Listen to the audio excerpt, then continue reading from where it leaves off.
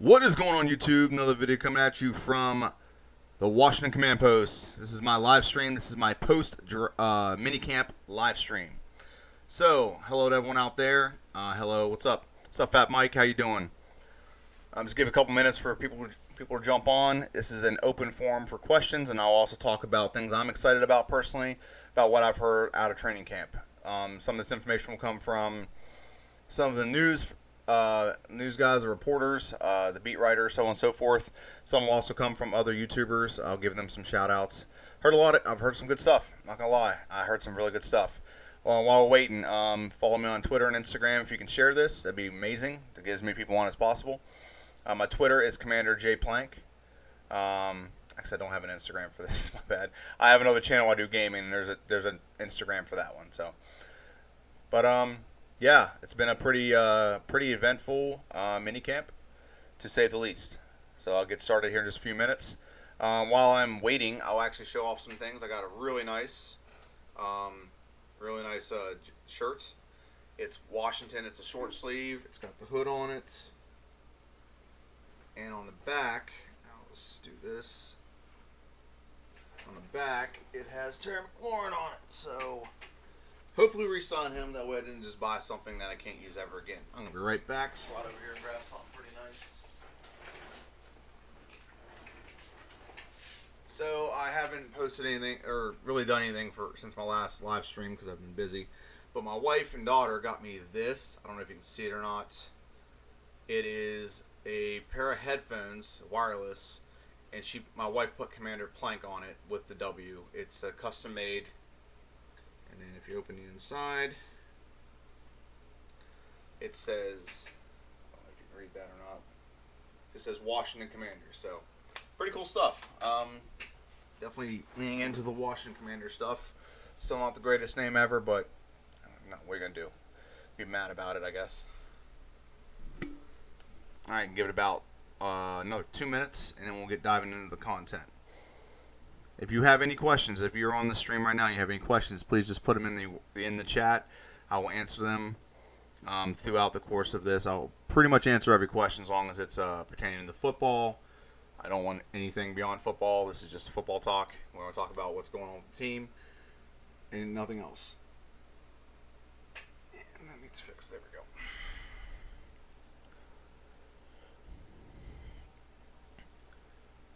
All right, so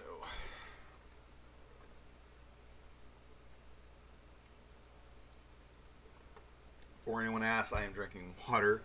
It is not, there's no alcohol in it. There's no, nothing like that. It is all water.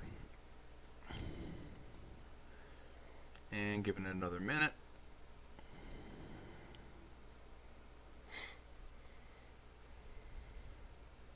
While we're waiting, move my computer over just a little bit. My computer used to be about 5 feet that way, about 3 feet that way more.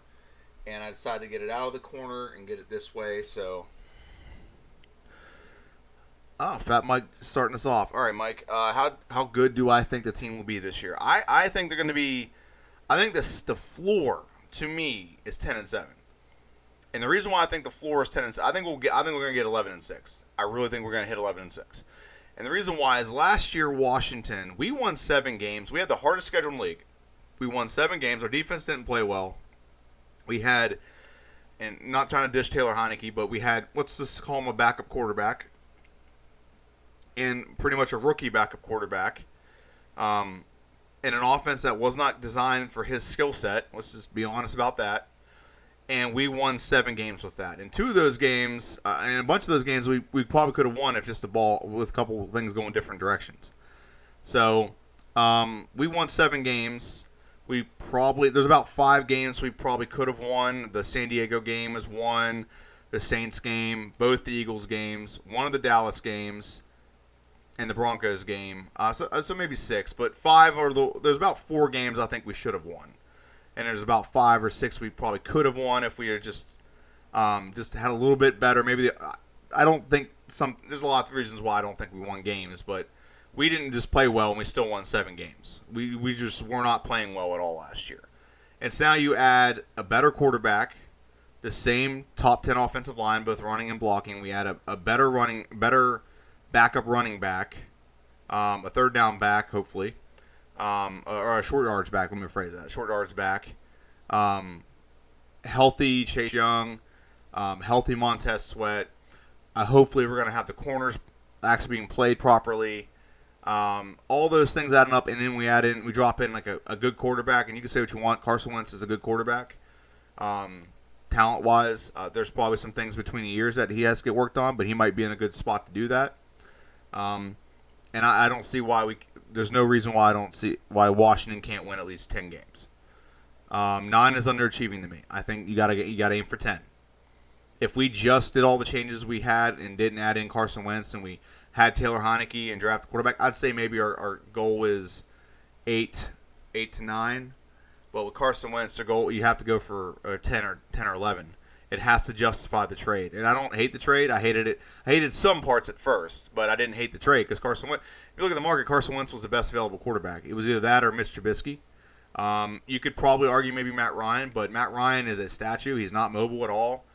And I am very curious to see how well he's going to do behind that offensive line with the Colts because he is not mobile. And their offensive line was a bottom 5 offensive line pass blocking. So Wentz did all the stuff he did with a bottom 5 offensive line. What's he going to do this year with a top 10 offensive line? I think we're top 5 in pass blocking and top 10 in run blocking, or one. It might be the other direction, but we're a top 10 offensive line overall. We did lose some guys, but we also gained some guys. So I think it cancels each other out enough that I think it results in us having a good season. So, good question, Mike. Keep them coming. So, I want to go over just kind of every position what Washington is having and what I've heard and what we're kind of feeling and hearing from the beat writers and everything from Washington's minicamp. So, what do I personally think about? So we'll start with the since we're already talking about some other quarterback position pretty much. We'll talk about quarterback position first. So the quarterback position, you have 3 options at quarterback, technically 4, but the third option is an undrafted guy that I don't think we're going to really consider as a quarterback option. He's just there, kind of like Stephen Montez was last year. So we have Carson Wentz, who's our QB1. We have Taylor Heineke, still our QB2. And then we have Samuel Howell, who is our QB3.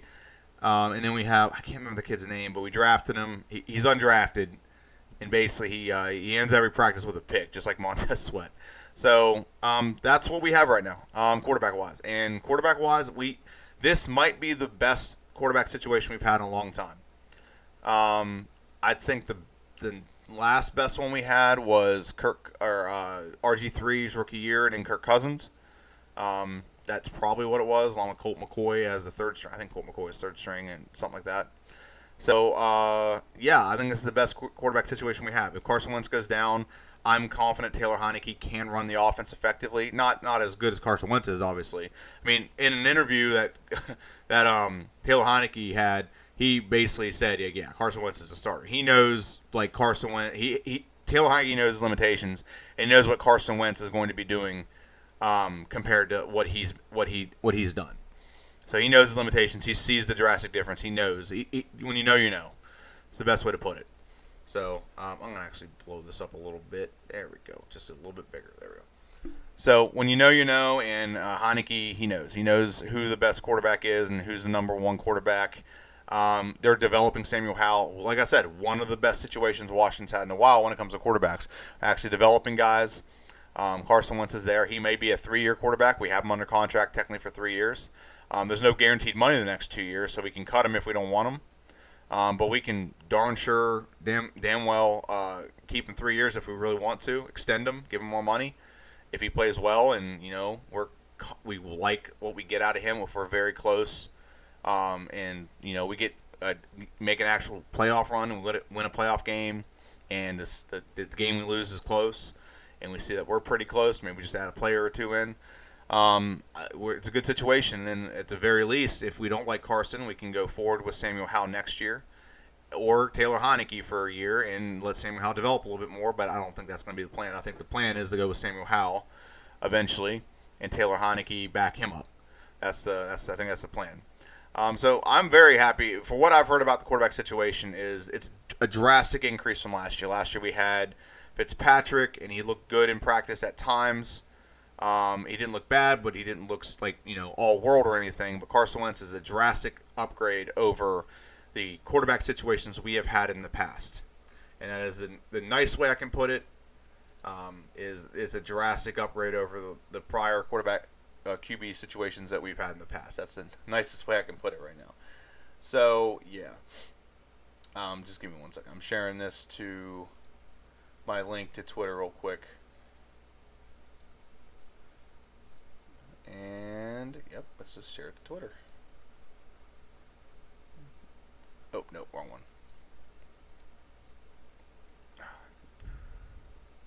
Nope.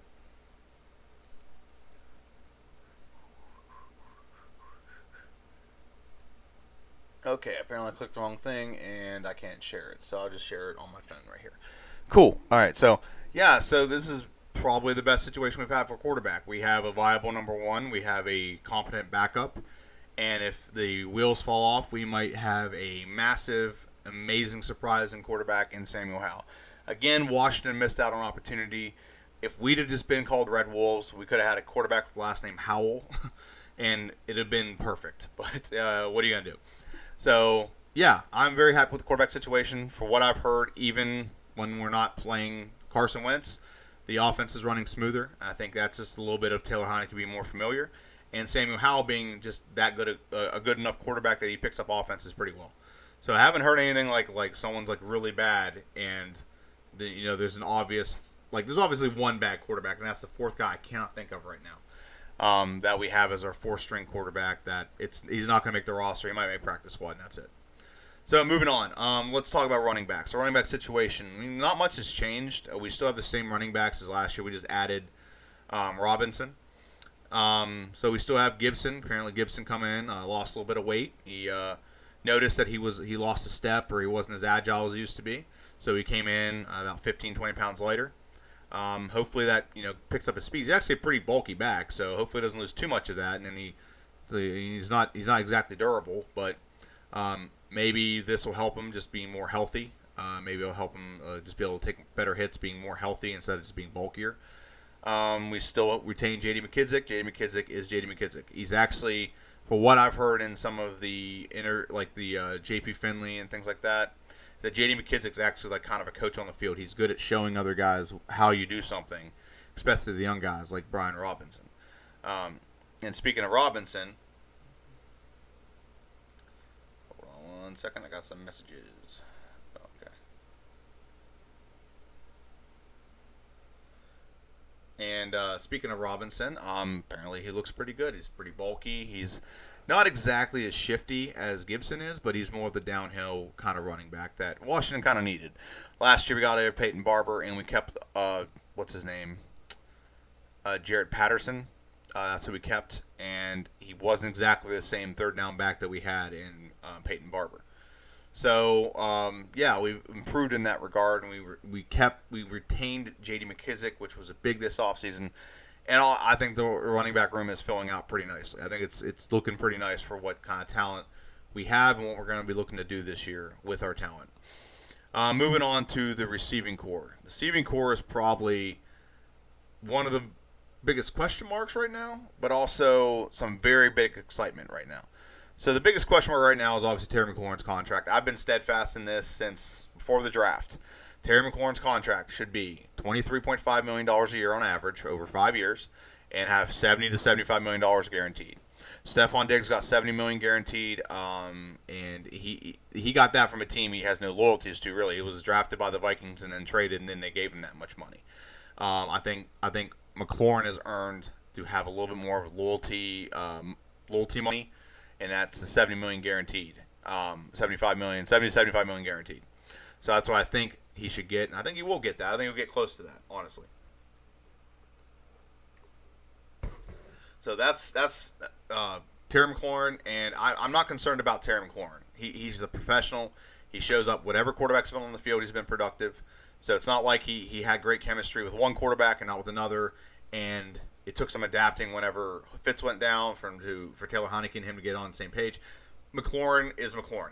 He'll be open when he's there. He runs his routes properly, and he's reliable in that regard. So I'm not too concerned about his chemistry with Carson Wentz.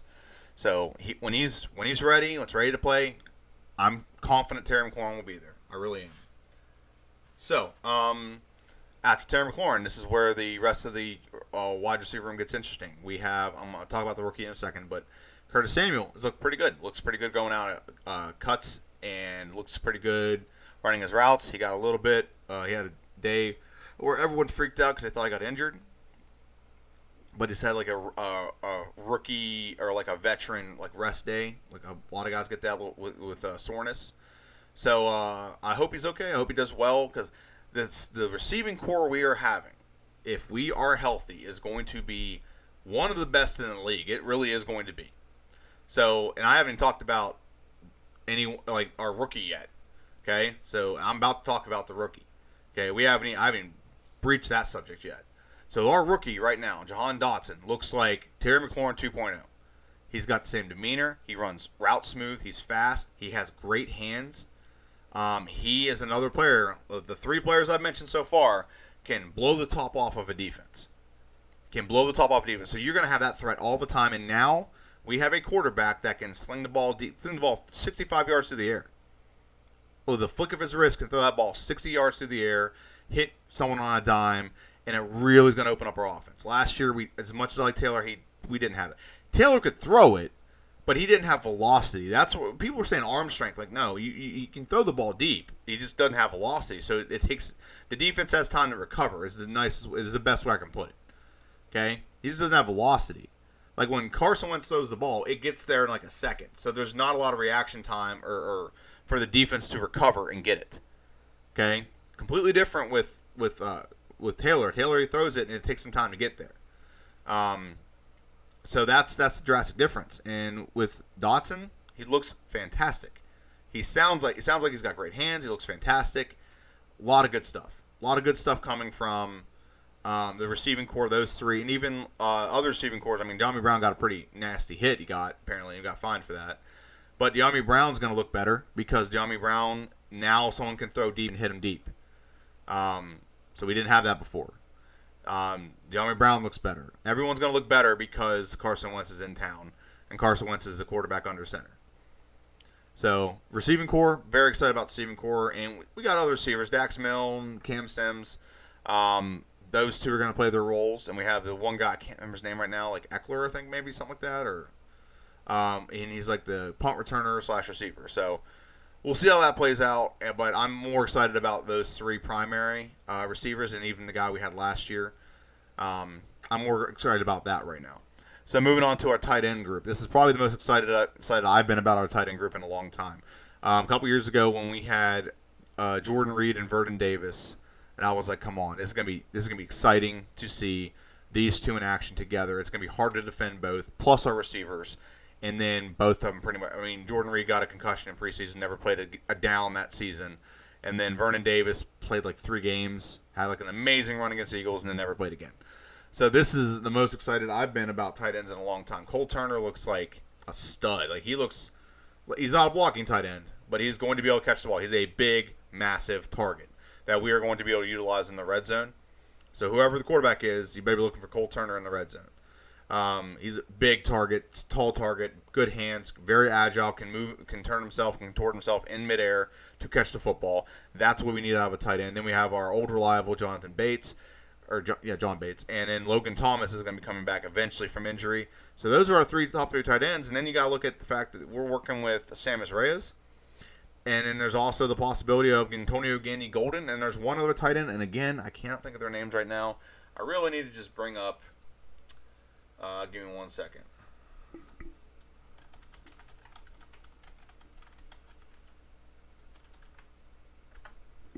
Bringing up their roster right now to see if they have everyone on the roster at this moment. Because they brought in a player, and he was actually a quarterback in college, but he switched to tight end. He switched to tight end, and I don't remember which one it was. Do you remember? Okay, so there's Alex Erickson. That was that receiver I just said. So tight end... let me look at tight ends. Tight ends. Okay, so here's what we got tight end-wise. Curtis Hodges. That's the kid I'm thinking of. That he was a quarterback in college, and he is a very talented, very athletic player. He doesn't say anything else about him. I don't even have a picture of him. But let me look at that quarterback. Let me make sure I get that quarterback right. So we have 4 quarterbacks: Heineke, Howell, Cole Kelly. That's that quarterback I was thinking of. So I'll just use this as a reference point. So right now I'm talking about tight ends. Yeah, I'm excited. You have John Bates, you have Thomas, you have Cole Turner, and those are our 3 tight ends. And if you don't have those 3, you have options. Cole Turner, or not Cole Turner. Antonio Gandy-Golden, the Gandhi man, is trying to be a tight end. He's trying to convert himself to being a tight end. He might be a year late on that, but if he works and gets himself there, I'm excited to see it. I'm excited to see the possibilities of what he can do. I didn't not want him to succeed on our team, but it just wasn't what we needed at receiver. Just wasn't good enough. So moving on from tight end, like I said, I'm very excited to see what we're going to do with this combination of tight ends. So moving on, we already talked about running back. I don't need to go over that again. Offensive tackle. So offensive tackle right now, here's our 5 offensive tackles we have on roster. Shadiq Charles, Samuel Cosme, Charles Leno, Cornelius Lucas, and Aaron Monteiro. I think we're good at tight end or offensive tackle. We have 5 tackles there that I'm confident that if they have to play, they're going to be able to hold their own for a little bit. I hope Shadiq Charles gets back to the form he was in college. I really do, because he didn't go 1 sack in college, and we could really use that kind of play out of Shadiq Charles. I think we signed Leno for a reason. That was to help let Shadiq Charles develop, and hopefully we can get him to a point where he can actually be our left tackle. But other than that, I mean, we have good swing tackles, we have good backups. So we're set at the offensive tackle position right now. So we're gonna go down to guard. We're gonna look at guards. So right now at guard, this is what we have. We have some unique characters here that I don't even know some of these names. Willie Beavers, Shaq Calhoun, Tyler Larson, Nolan Laufenberg, Andrew Norwell. That's the guy we signed from the Jaguars. We have Chris Paul, not the basketball player. Tyrese Robinson. I'm pretty sure that's the guy we signed. Nope, he's a rookie. Never mind. I was going to say, who's the guy we signed? Trey Turner. That's a Trey Turner.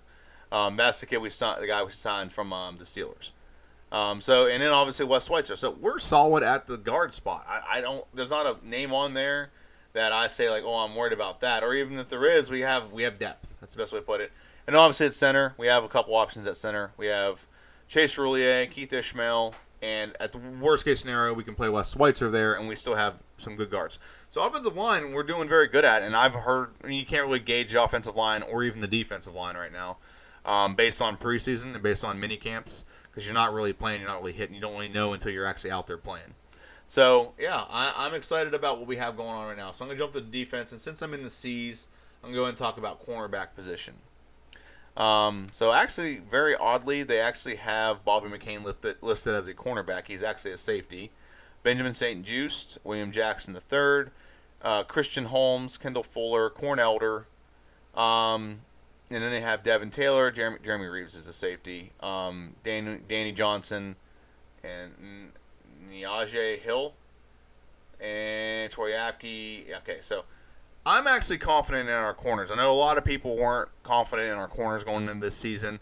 That's why a lot of people wanted James Bradbury. I already got a video about James Bradbury. Nothing against James Bradbury, but we already have a decent amount of money invested in the cornerback position. Invest another $10 million, which is what he got paid from the Eagles, into the cornerback position is not worth it to me. You paid some guys the money. You paid William Jackson. You got Kendall Fuller paid. You drafted Benjamin St. Juste last year. So let's get these guys developed. We can't just pay somebody and then play them out of position. That's honestly what I think was a big part of our defensive issues last year. Two things were issues. One, there was no pressure on the quarterback, and the reason why, to me, is I still stand by this, is our defensive ends were not playing team football, they were playing me football. That's the best way I can put it without going into too much depth. Second thing is we were playing guys out of position. William Jackson III was a top 5 man cover corner, and you sign him and then have him play zone corner. where you play an area instead of a guy, which is not what he's designed to do. It's not what he is. It's not what his MO is. His skill set does not fit that. Washington has a bad habit of doing this, and I'm going to sound like a broken record, so I'm going to say it again. We do this all the time. We signed Albert Haynesworth, who played a 4-3 in the Titans, with the Tennessee Titans, and then when we got him, we switched to a 3-4 and forced him to play nose tackle when he's used to, getting one-on-one coverage and dominating. Okay, we did the same thing with Josh Norman. Josh Norman, we signed him. We played a lot of man. He's a zone corner when he played for the Carolina Panthers. We signed him, and we forced him to play man, which is not what his skill set is. We need to stop doing that. Hopefully Jack Del Rio fixes that issue this year and plays people in the proper position they're supposed to be. And then I think our defense will click pretty well whenever those little things start playing well. But I like our cornerback positions. I like what we have. I like what we have in the secondary for the most part. The only question we're going to have really is safety, but we drafted a guy that it looks like we're going to play a Buffalo nickel a lot. We're going to play 3 safeties or 2 safeties and 3 corners a lot. Benjamin St. Juice looks like he's going to be playing the slot and keep Fuller and keep William Jackson third on the edges. That looks like to be the plan. And I'm okay with that plan as long as we execute it properly. And it puts us in the best position. Or if we're going to play 5 down linemen sometimes. That's apparently an option as well. So I'm going to talk about the linebacker position because there's not a lot of them.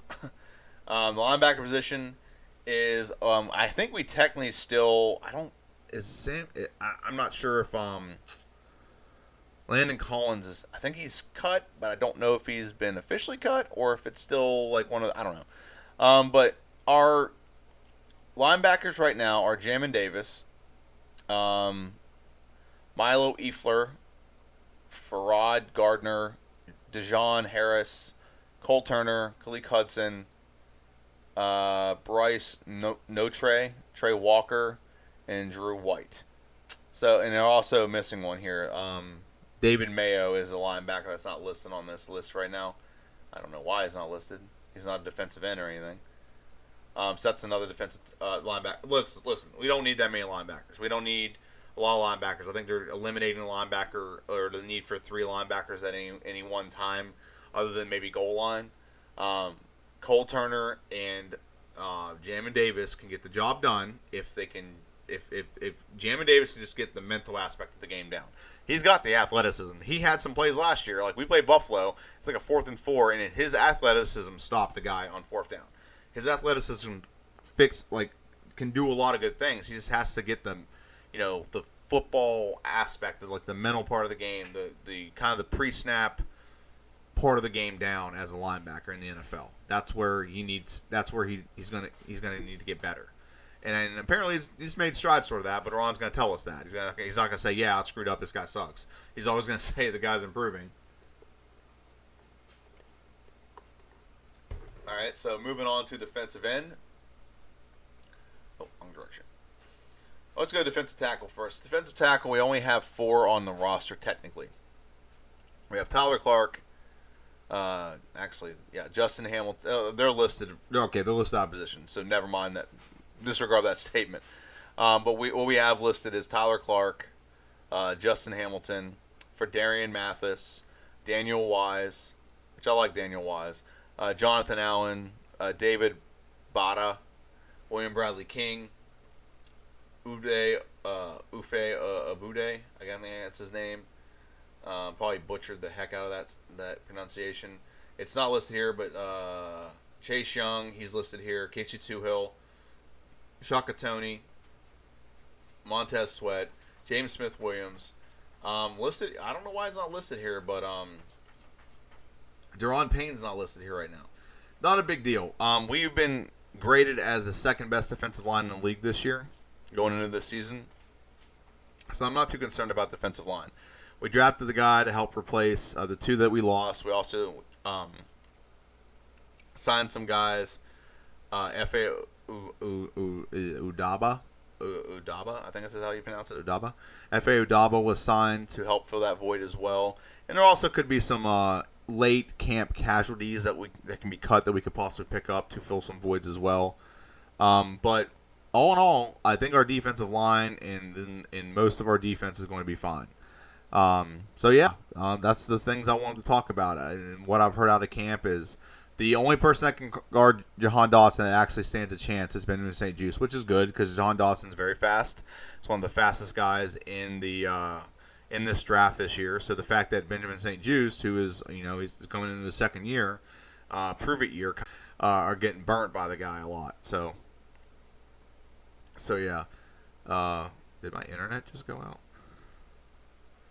No, internet should be fine. Okay, just making sure because so a lot of this stuff is just,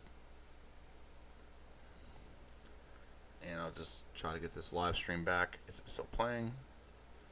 Okay, so the speed came back. Okay, good. Could someone just throw a thumbs up or a hi in the chat just to make sure you can hear me, because my internet was giving me a red. It's usually green. It was in the red for a minute. Someone could throw a thumbs up in the chat.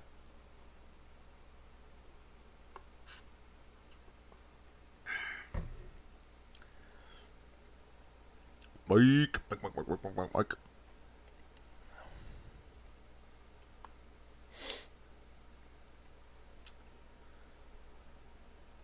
This might be a short video today. There's not a lot of people joining this live stream. I'm just going to share it again on my Twitter.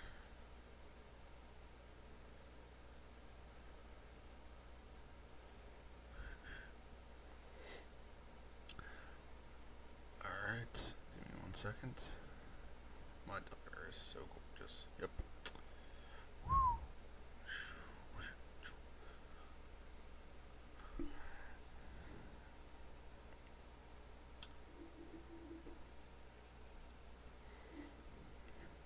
If you're on and clap your hands.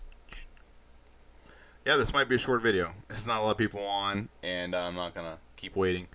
So right now, it is 8:02. I'm probably going to go for another couple minutes, unless some people join on, but I don't know if they will or won't. So if you're still on, send out a just questions. This is basically a Q&A part. I kind of want to just go over some things. I'm not going to talk about any of the off the field stuff. Maybe the stadium. If they get I'll talk about stadium real quick. If they get the stadium that has been listed, that they've shown pictures of. Let me just phrase that. They've shown pictures of. I'm excited about that. The only issue I have with it is only a sheet's about 60,000 people. I don't like that aspect. I want a stadium we can pack with as many people as we can. Now, if you're having issues with Dan Snyder, and I hate this idiot, but if you're having issues like filling your stadium because your inability to run the team properly, hello, run the team better or sell the team to someone that can. Okay? Don't get a smaller stadium to make yourself look good. Okay? Get a good stadium. Get a good stadium that's going to fit about 70,000, 75,000 people. If it doesn't have that, you're not going to get a Super Bowl. Okay? I think FedEx Field at max capacity was like 80,000, something like that, 90,000. I'll look that up.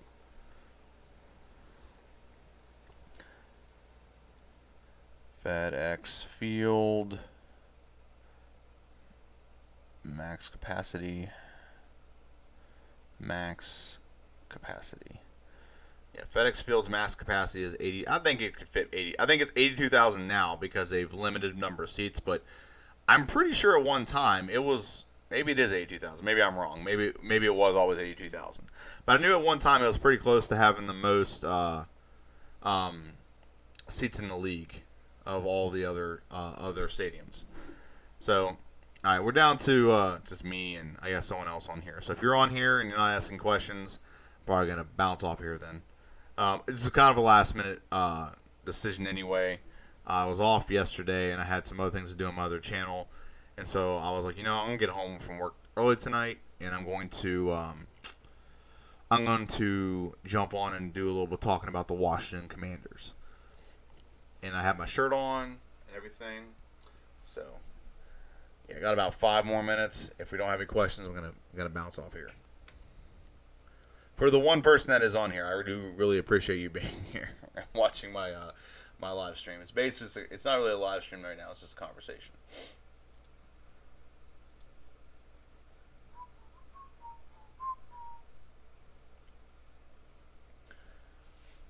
All right. So No questions.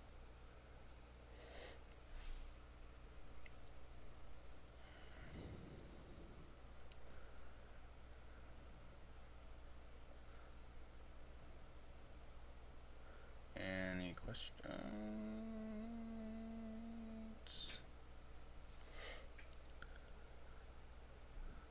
Alright, it doesn't look like anyone's asking any questions. So, got till 10 after. There's no questions asked. I'm going to call it quits. I'm more than happy to answer any question. Not even about Washington if you want. It can just be football based or movie and entertainment based. No politics. I'm not getting into the politics on this. The only politics I will ever talk about with Washington is the name change and how I don't think it's needs to be changed, but it was already changed. So I can either be bitter and whiny about it, or I can just embrace the new name and just move on and decide to be a happier person. That's basically what it boils down to. So.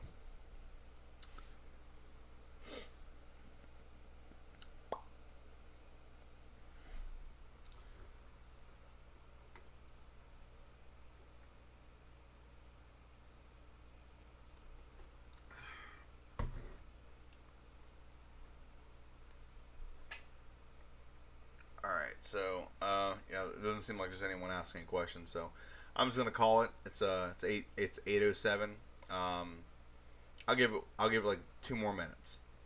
2 more minutes. If you don't have any questions, just if you're the one on, just say no questions, and then I'll know there's no point in staying on. Still enjoy doing these, even though there wasn't a lot of people on this time. I didn't give a great notice. I literally did this. It's a Saturday in the middle of the summer, and I didn't give a great notice. So it's kind of on me, but it is what it is. I'm a married guy, and my wife's in Maryland right now at um, a parade kind of thing. So I had to work today, so that's why I'm on my own. So I got home I got nothing else to do. Let's do a live stream for my YouTube channel. So all right, well, there's nothing coming through, no messages. So I'm gonna call it quits. I appreciate everyone that was on watching. I appreciate the question, Fat Mike, and hail to the Commanders. See ya. This is Commander Blake signing off.